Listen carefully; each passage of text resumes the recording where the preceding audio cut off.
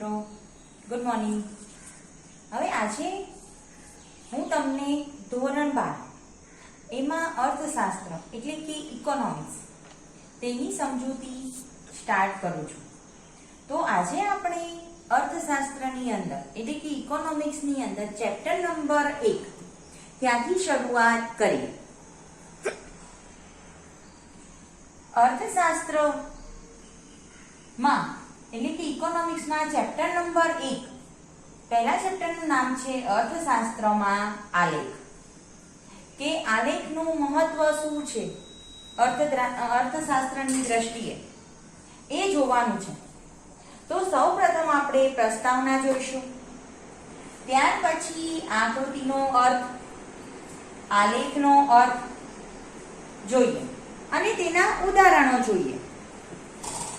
તો અર્થશાસ્ત્ર છે એમાં વાસ્તવિક જીવનના આપણી આસપાસ જે ઘટનાઓ બને છે એની સમજૂતી આપવામાં આવે છે અને તેનું વિશ્લેષણ કરવામાં આવે છે।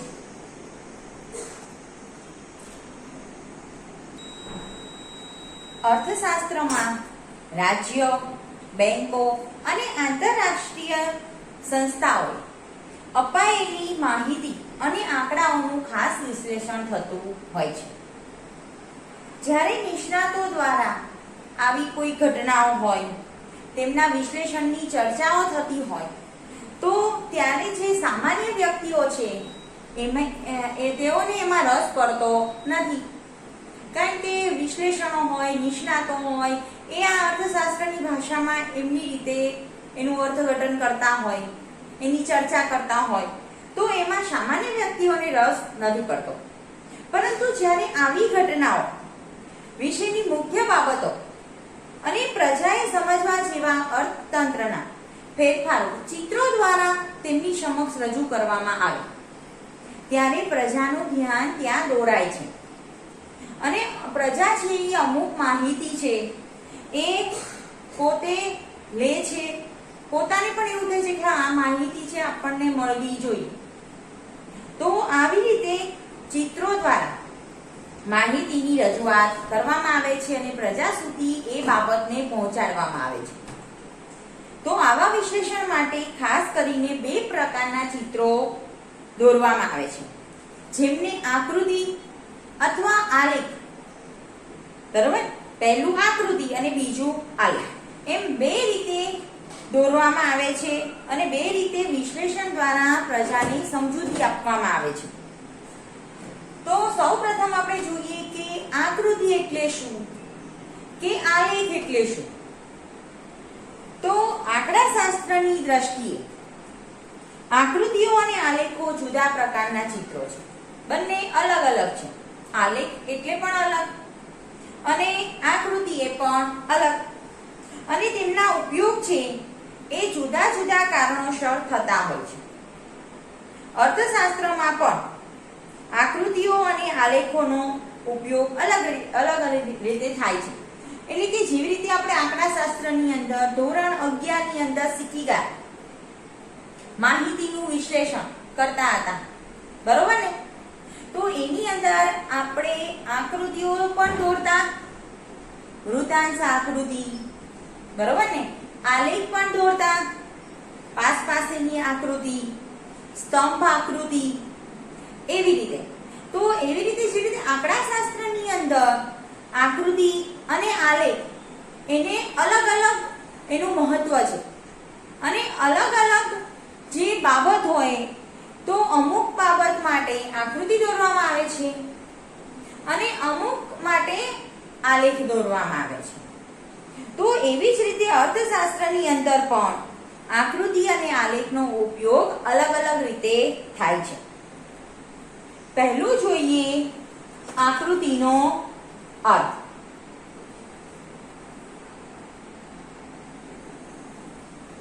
પહેલા જોઈએ આકૃતિનો અર્થ। સામાન્ય રીતે અવલોકિત માહિતીનું ચિત્ર દ્વારા પ્રતિનિધિત્વ એટલે આકૃતિ। આકૃતિ દોરતી વખતે સ્કેલ માપ લેવામાં આવે છે, એટલે કે કોઈ માપ ચોક્કસ લઈ લેવામાં આવે કે ચોરસ કે લંબચોરસ A4 સાઈઝનો પેપર લઈ લેવામાં આવે, એમાં આપણે હાંસિયા છોડી અને બાકીનો જે ભાગ છે એમાં આકૃતિ દોરવામાં આવે, એટલે એની અંદર સ્કેલ માપ લેવામાં આવે છે, પરંતુ તેને દોરવા માટે આંકડાશાસ્ત્રનું ઊંડું જ્ઞાન જરૂરી નથી. આંકડાશાસ્ત્રની દ્રષ્ટિએ જ્યારે માહિતીની આવૃત્તિ અસતત હોય ત્યારે આકૃતિનો ઉપયોગ કરવામાં આવે છે. જ્યારે માહિતી છે એની આવૃત્તિ અસતત હોય, હું તમને એક ઉદાહરણ આપું. તમે લોકો ધોરણ 11 ની અંદર આકૃતિઓ દોરતા, બરાબર, ચેપ્ટર નંબર 2 માં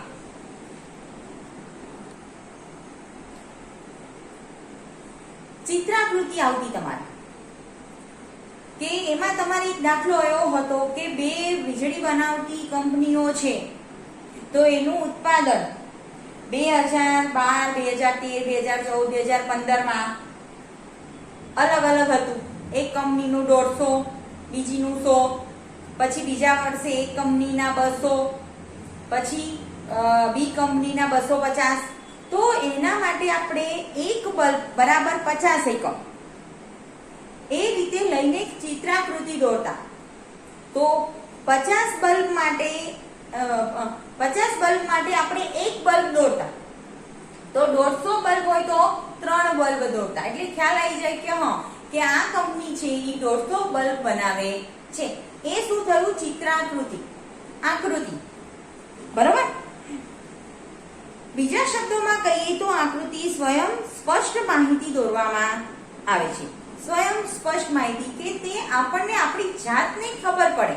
કોઈ પણ સામાન્ય વ્યક્તિ હોય તો એ પણ આકૃતિ દ્વારા સમજી શકે માહિતીને. તેને દોરવા કે સમજવા માટે સામાન્ય જનતાને આંકડાશાસ્ત્રનું ઊંડું જ્ઞાન જરૂરી હોતું નથી. આકૃતિનો ઉપયોગ વિજ્ઞાપન કંપનીઓ આકર્ષણ ઊભું કરવા, વિજ્ઞાપન એટલે જાહેરાત, તો જાહેરાત માટે કંપનીઓ છે, દરેક કંપની પોતાના જે વસ્તુ છે એનું ઉત્પાદન, જે તે વસ્તુનું ઉત્પાદન કરતી હોય એનું વધુ પડતું વેચાણ થાય એના માટે એડવર્ટાઇઝમેન્ટ આપે, જાહેરાત આપે. જાહેરાત એટલે વિજ્ઞાપન. તો એના માટે આકૃતિનો ઉપયોગ થાય છે. રાજ્યની માહિતી આપવા માટે, સામાજિક સંસ્થાઓ જાગૃતતા ફેલાવવા માટે પણ આકૃતિનો ઉપયોગ કરે છે. વિદ્યાર્થી મિત્રો, અત્યારે કોરોનાનો આપણે આખો 2020 થી આપણે કોરોનાની પરિસ્થિતિમાંથી પસાર થઈ રહ્યા છીએ, કોરોનાની મહામારીમાંથી. તો તમે ન્યૂઝમાં ફક્ત દરરોજ એક વખત તો જોતા જશો કે કોરોનાના કેસ વધ્યા કે ઘટ્યા, બરાબર ને? તો એ શેના માટે કે સામાન્ય પ્રજા છે એને થોડી સાવચેતીની ખબર પડે કે આટલા બધા કેસ વધે છે તો આપણે કેવી રીતે સાવચેતી રાખવાની, શું કરવાનું.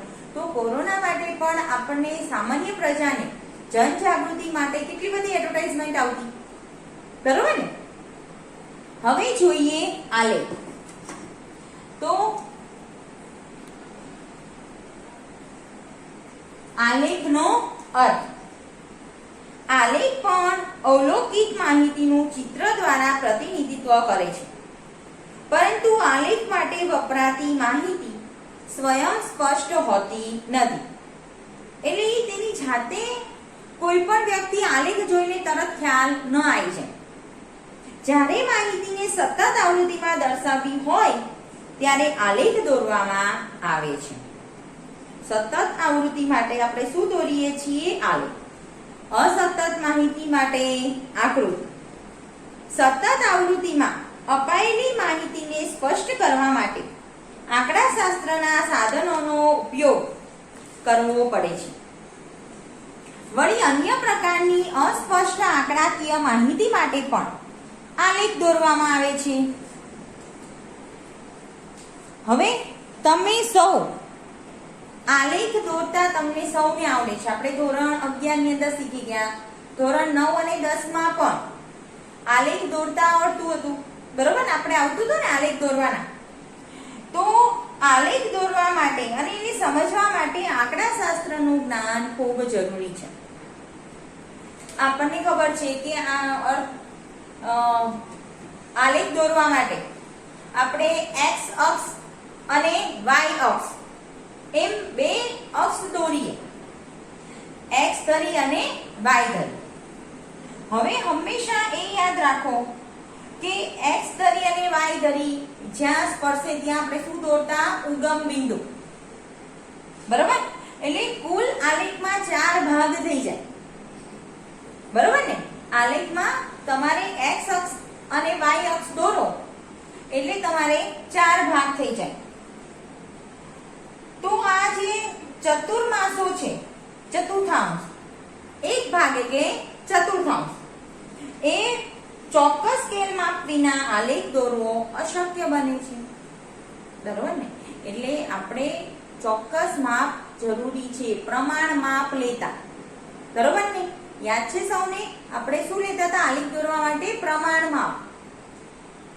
કે y અક્ષ પર 1 સેમી બરાબર 5 રૂપિયા અથવા 1 સેમી બરાબર 5 એકમ, 1 સેમી બરાબર 10 એકમ, બરાબર ને? એવું પ્રમાણ માપ લેવામાં આવતું. સામાન્ય રીતે આલેખ છે ગ્રાફ પેપર પર દોરવામાં આવે છે. આલેખનો ઉપયોગ સંશોધનકારો દ્વારા તથા ઉચ્ચ શિક્ષણમાં વધુ કરવામાં આવે છે. સામાન્ય પ્રજાને માહિતી આપવા માટે આલેખનો ઉપયોગ થતો નથી. સામાન્ય પ્રજા માટે તો આકૃતિનો ઉપયોગ થાય છે, કે જે સામાન્ય પ્રજા છે એ આકૃતિ ઉપરથી એમને ખ્યાલ આવી જાય, બરોબર? અત્યારે કોરોનાના લીધે ફરજિયાત એવું બતાવવામાં આવે છે ને કે માસ્ક પહેરવાનું, બરોબર? અને માસ્કનો ગમે તે જગ્યાએ એને નષ્ટ નહીં કરી દેવાનું, ગમે તે જગ્યાએ ફેંકવાનું નહીં, બરોબર ને? તો એના માટે જુદી જુદી એડવર્ટાઇઝ કરવામાં આવે છે. તો એ આપણને આકૃતિ દ્વારા જ સમજાવવામાં આવે છે.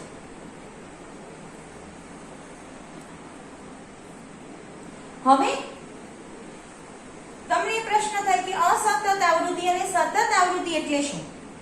તો સૌપ્રથમ આપણે જોઈએ અસતત આવૃત્તિ. અસતત આવૃત્તિનું અહીંયા ઉદાહરણ છે.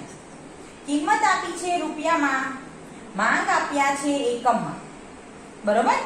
માંગ આપી છે એકમમાં. તો અહીંયા જે માંગ એકમમાં આપી છે એને આપણે આવૃત્તિ કહીશું. હવે તમે ધોરણ 11 માં શીખી ગયા છો કે વસ્તુની કિંમત અને માંગ વચ્ચે વ્યસ્ત સંબંધ હોય છે, કે જેમ જેમ વસ્તુની કિંમત વધે એમ માંગ ઘટે છે, અને વસ્તુની કિંમત ઘટે તો માંગ વધે છે, બરોબર ને? અહીંયા જો અસતત આવૃત્તિમાં તમને કિંમત 1 રૂપિયામાં માંગ છે 100 એકમ છે, વસ્તુની કિંમત વધી ગઈ 2 રૂપિયા થઈ તો માંગ 80 એકમ થઈ. વસ્તુની કિંમત 5 રૂપિયા થાય ત્યારે માંગ 70 એકમ. જ્યારે 7 રૂપિયા વસ્તુની કિંમત થાય તો માંગના એકમ 20.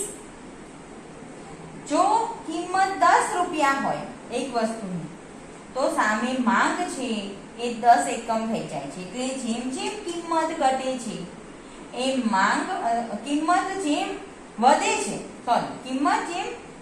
છે તેમ માંગમાં ઘટાડો થાય છે, અને કિંમત જેમ વધે છે ઘટે છે. અહીંયા 10 હતી, બરોબર? ત્યારે માંગ એકમ 10 છે, ઘટીને 7 રૂપિયા થઈ તો માંગના એકમ પણ વધ્યા 20. એનાથી ઓછા 2 રૂપિયા જ્યારે વસ્તુની કિંમત થાય તો એકમ છે 80 એકમની માંગ થઈ જાય છે. એટલે કે જ્યારે કિંમતમાં ઘટાડો થાય, બરોબર, કિંમત ઘટે તો માંગ વધે, અને કિંમતમાં વધારો થાય તો માંગમાં ઘટાડો થાય. બરાબર. હવે અહીંયા જો તમને અસતત છે. પહેલા 1 રૂપિયો કિંમત થઈ, પછી 2, પછી 5, પછી 7, પછી 10. બંને વચ્ચે ડિફરન્સ છે ને. અહીંયા 1 રૂપિયાનો તફાવત થયો, અહીંયા પેલા રૂપિયાનો 3 રૂપિયાનો, અહીંયા 2 રૂપિયાનો, અહીંયા પાછો 3 રૂપિયાનો. એટલે આ અસતત આવૃત્તિનું ઉદાહરણ છે. હવે જોઈએ સતત આવૃત્તિના ઉદાહરણ. એમાં પહેલું છે આવકનો વર્ગ અને લોકોની સંખ્યા. કે લોકોની મંથલી ઇન્કમ, માસિક આવક જે છે એ પ્રમાણે લોકોની સંખ્યા આપી છે. કે 10,000 રૂપિયાથી 20,000 રૂપિયા આવક હોય, 10,000 થી 20,000 માસિક આવક છે અહીંયા. બરોબર. તો એવો 10,000 થી 20,000 રૂપિયા માસિક આવક મેળવનાર લોકોની સંખ્યા 500. કેટલી છે? 500. 20,000 રૂપિયાથી 30,000 રૂપિયા માસિક આવક મેળવતા હોય એવા લોકોની સંખ્યા 300. અને 50,000 થી 1 લાખ સુધી ની માસિક આવક હોય એવા લોકોની સંખ્યા 100. એટલે જેમ જેમ ઓછો પગાર મેળવનારની સંખ્યા વધારે, વધુ પગાર મેળવનારની સંખ્યા કેવી છે? ઓછી. પણ અહીંયા તમને વર્ગ આપ્યા છે. 10,000 થી 20,000, 20,000 થી 30,000, 50,000 થી 1 લાખ. બરોબર. એટલે આ સતત આવૃત્તિનું ઉદાહરણ છે. એવું જ એક બીજું ઉદાહરણ છે કે ગુણનો વર્ગ. એટલે કે ગુણ તમે કોઈ પણ પરીક્ષા લઈએ તો 20 માર્ક્સની પરીક્ષા હોય, 40 માર્ક્સની, 50 માર્ક્સની, 100 માર્ક્સની, તો શિક્ષકો શું કરે કે 10 થી 20 ની વચ્ચે માર્ક્સ આવ્યા એવા વિદ્યાર્થી કેટલા, 20 થી 30 ની વચ્ચે આવ્યા માર્ક્સ ગુણ એવા વિદ્યાર્થીની સંખ્યા કેટલી? તો અહીંયા એ જ આપ્યું છે કે ગુણનો વર્ગ અને વિદ્યાર્થીઓની સંખ્યા. તો 10 થી 19 ગુણ મેળવનાર વિદ્યાર્થીઓની સંખ્યા 50. 20 થી 29 ગુણ મેળવનાર વિદ્યાર્થીની સંખ્યા 30. અને 30 થી 39 ગુણ મેળવનાર વિદ્યાર્થીની સંખ્યા 10 છે.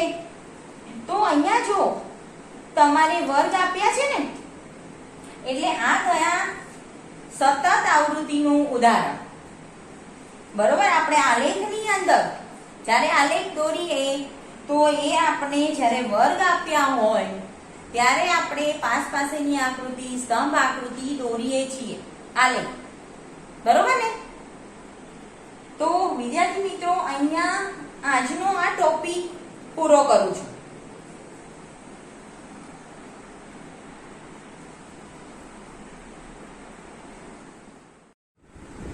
વિદ્યાર્થી મિત્રો, જો તમને આ વિડીયો પસંદ આવ્યો હોય તો પ્લીઝ તેને લાઈક કરજો, શેર કરજો અને સબસ્ક્રાઇબ કરજો. સબસ્ક્રાઇબની બાજુમાં જે બેલ આઇકન છે તેને પ્રેસ કરજો, જેથી મારો નવો વિડીયો આવે તો તમે તે જોઈ શકો. વિદ્યાર્થી મિત્રો, મારી ચેનલ પર BA, ઇકો, એકાઉન્ટ અને સ્ટેટ એ 4 સબ્જેક્ટના ધોરણ 12ના વિડીયોઝ મળી રહેશે. ઓકે. એટલે પ્લીઝ તેને લાઈક કરજો. Okay. Have a good day. By.